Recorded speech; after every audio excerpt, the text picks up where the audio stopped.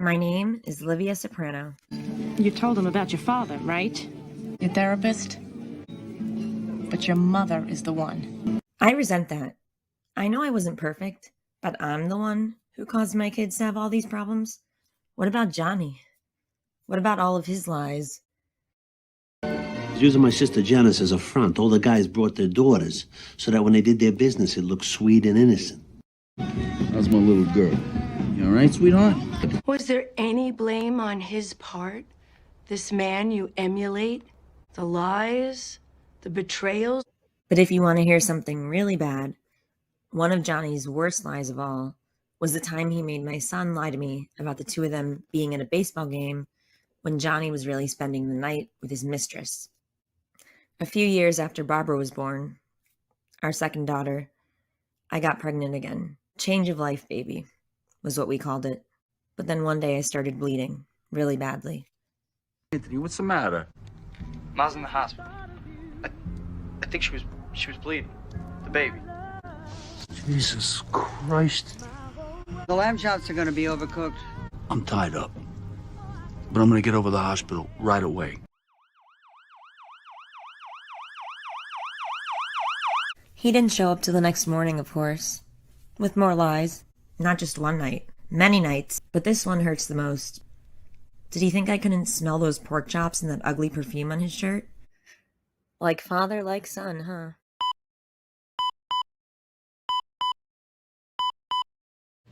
Ask Anthony, you don't believe me.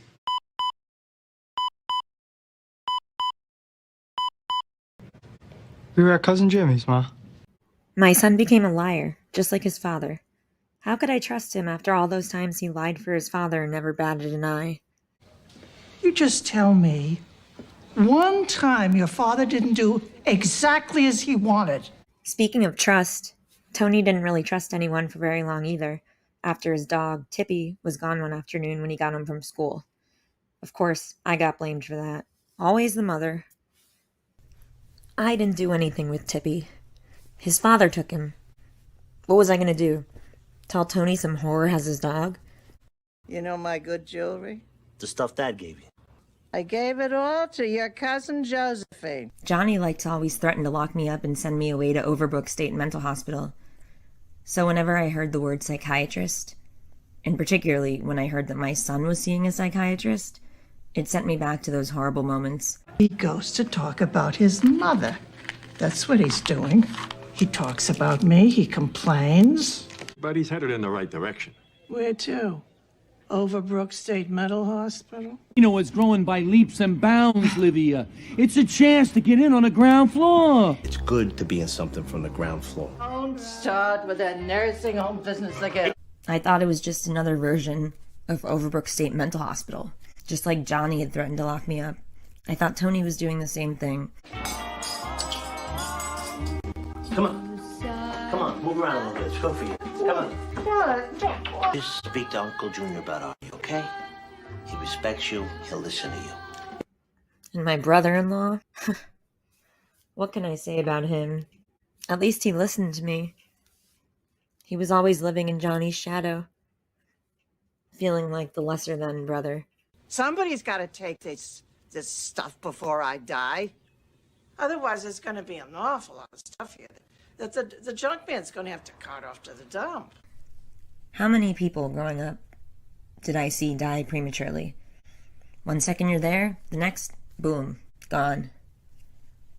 How could I not think about death? Seems like yesterday, Papa and emphysema. And she says she's got a corner suite available with a woods view. It's available now, but it's going to go fast. Oh, she's like 36 years old, Uncle Mickey. Liver cancer. Of course it's available. Somebody died. I guess the more hot-ass their attitude, the more they could suppress their feelings. The world is a jungle. You say, like, the most horrible shit you can think of in the face of tragedy. And if you want my advice, Anthony, don't expect happiness. It's like you're saying to God, see, you don't fool me out, so I know what you're planning. Oh, you can go shit in his hat. Yeah, like they're trying to ward off some evil. Some shit. People let you down, and I'm not naming any names. But in the end, you die in your own arms. Remember how Ma, she hated compliments? Giving them or taking them? Oh, I shouldn't use that kind of talk. Because then maybe, at any minute, boom.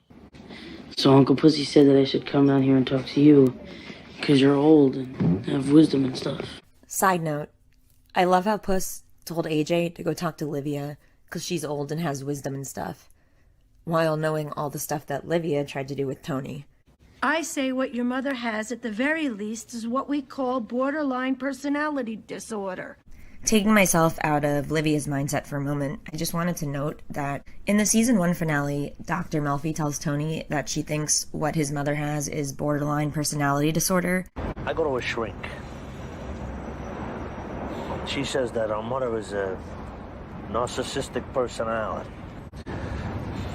Now, Ma's a person who was incapable of experiencing joy.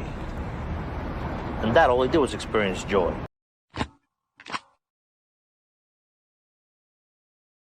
Oh, what does this shrink know anyway? First she says I have borderline personality disorder, then narcissistic personality disorder. Which one is it? They're not the same. Is everything about everybody really about their mothers?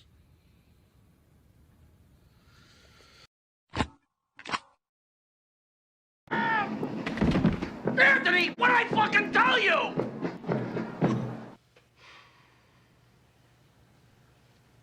What, your father never cut off anybody's pinky?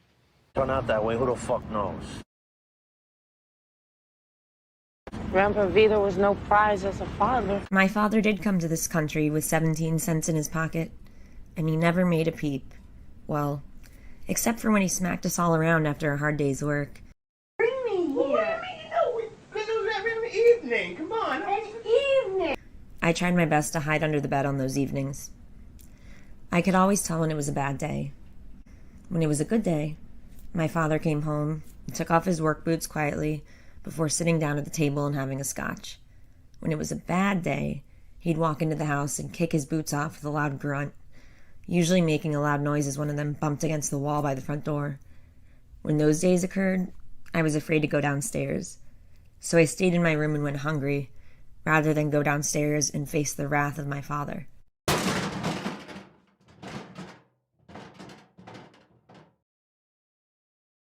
Between brain and mouth, there was no interlocutor. Somebody called here last night after dark. Who? You think I'd answer? It was dark out. I don't like to answer the phone after dark because the last time I answered the phone after dark, it was someone calling to tell me that my husband was dying. Make plenty of noise before you open the front door. You never know who's in there. I walked in on Johnny with one of these whores, and another time, I walked in and saw my brother-in-law and some other guy carrying out a dead body. They didn't say it was a dead body, but what else would they have been carrying out in that big black bag?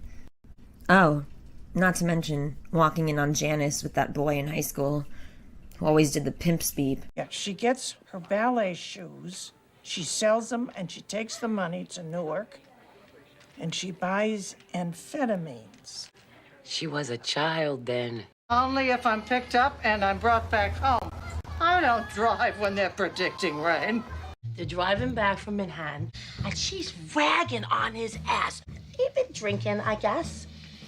And he takes out his gun. Oh my God. Boom! Thanks for watching. I hope you enjoyed this latest video. What did you think? I'd love to hear your thoughts. Also, if you liked this video, remember to like, comment, and subscribe to Sopranos Blueprint.